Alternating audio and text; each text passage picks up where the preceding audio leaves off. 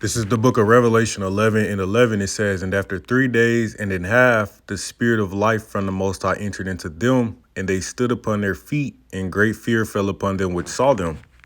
All right, shalom, shalom. I want to give all praises, honor, and glory that's due to Yahawah, Ba'ashem Yahweh Ba'ashem Kakadash. Double honors to the elders and the apostles at Great Millstone, those who rule well and who I learned this truth from. Salutation to the brothers stiffly pushing this one truth, and all sincerity and diligence, risking your lives and freedoms to do so. And shalom to the rest of the elect as we all await the second Exodus coming quickly by the hands of Lord Yahweh Shai. Okay, this is your brother Akagabar, back at you again with another lesson entitled, "And great fear fell upon them which saw them."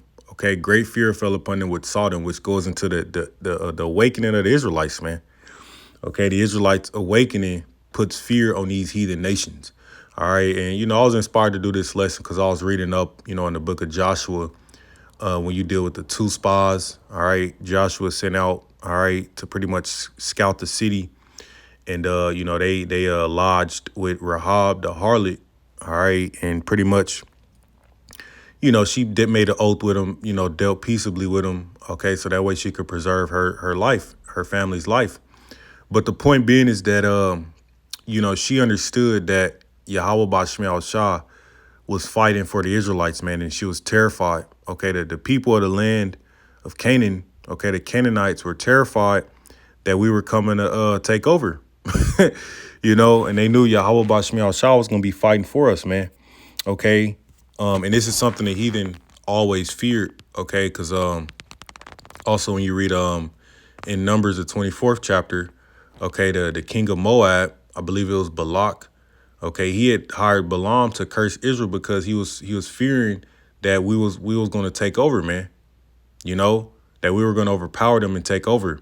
And I'm doing this lesson because we're in those times now to where the Lord, Yahawah Bashmiel Shah, has revisited his people, man, the elect. Okay, we have the name now. Okay, we understand the truth. Okay, we have this knowledge. And this is the time to where Amos, the 9th chapter, is coming into place, man. All right, Amos, the 9th chapter, goes into what? The rebuilding of the tabernacle of David, okay, which ultimately goes into these heathen being subdued and put underneath us all over again. And that's why great fear, all right, is falling upon them, man. It says, "And great fear fell upon them which saw them." Let's grab this precept. This is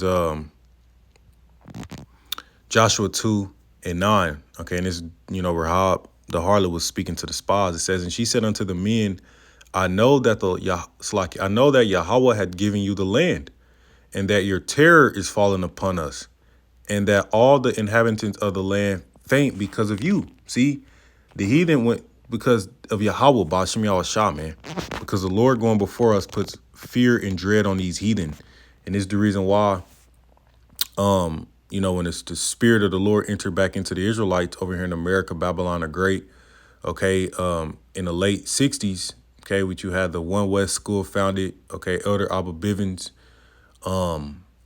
etc. That's when the knowledge of the Israelites and Yahawah Bashmiel Shah came back into this earth in full effect. To what you see now, a great army being amassed, man. Okay, you read in Ezekiel 30, the 37th chapter, man. The bones coming together, the flesh, the sinews coming upon them. Okay, and ultimately the spirit of the Lord entering into the elect. And that is what puts fear, dread on these heathen because, they know what time it is, man. See, it's time for them to go down. This is Joshua 2 and 9. It says, "And she said unto the men, I know that Yahawah hath given you the land, and that your terror is fallen upon us, and that all the inhabitants of the land faint because of you." See, "For we have heard how Yahawah dried up the water of the Red Sea for you when you came out of Egypt, and what ye did unto the two kings of the Amorites that were on the other side, Jordan, Sihon, and Og, whom ye utterly destroyed." So she's pretty much recounting the stories, man. These heathen always heard, oh, well, shit, man, here the Israelites come, and they put fear on them because Yahawah Bashmiel Shah, if he fights for us, who can be against us, man? See, all right, it says, verse 11, "And as soon as we had heard these things, our hearts did melt. Neither did there remain any more courage in any man because of you, for Yahawah your power, he is power in heaven above and in earth beneath. There is no other power besides Yahawah Bashmiel Shah, man." Okay, the gods of these nations are idols. Okay, They're idols, man. Okay. Now, of course, you have, we're going to be powers. You have the Allahayim. Okay. You have Yahawah Shah. Okay. But that's all through the spirit and power of Yahawah, man. Okay. These idols that these nations worship are false. They're phony. They're not real. So this is why great dread falls upon these heathen, because they know that the Lord is back dealing with his people, man, the elect of his people. And there's only one thing left to happen, and that's for these nations to go down, man.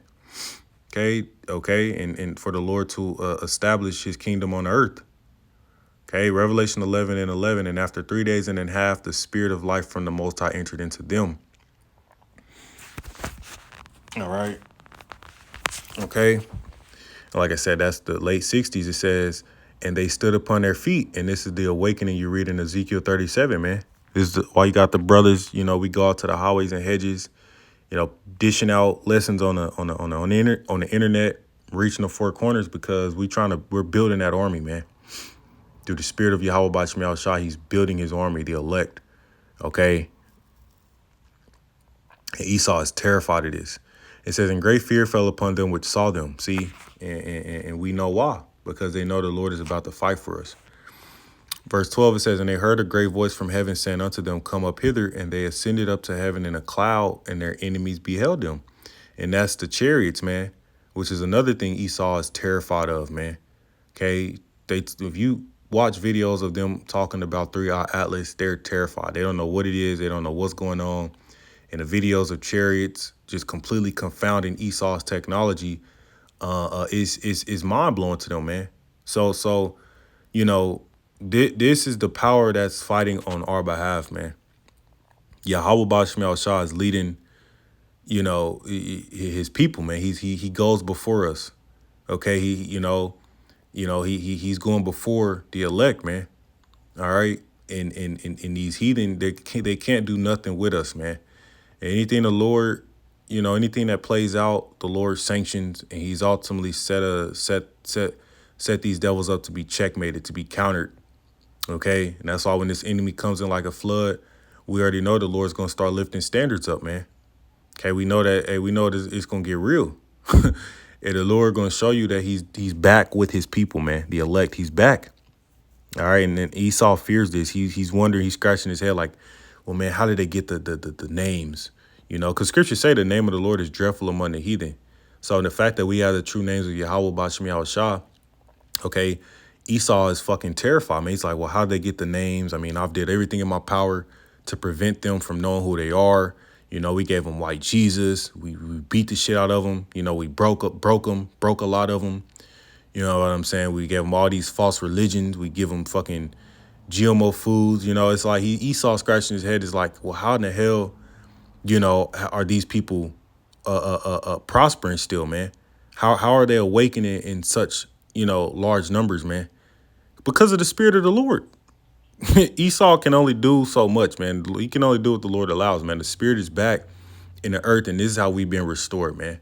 This is how we come back to the understanding of who we are, and ultimately what's about to happen to you fucking devils, man. Like I said, read Amos the 9th chapter. You people are through. You heathen are through, man. And I wanted to do this real quick lesson because the heathen always knew that. They knew when the Lord was with us, and then you fucked with us, it's pretty much a wrap for you, man. All right, and that's what's happening all over again. So now we're out here to prophesy, to herald in the return of our Lord, to proclaim the judgment coming.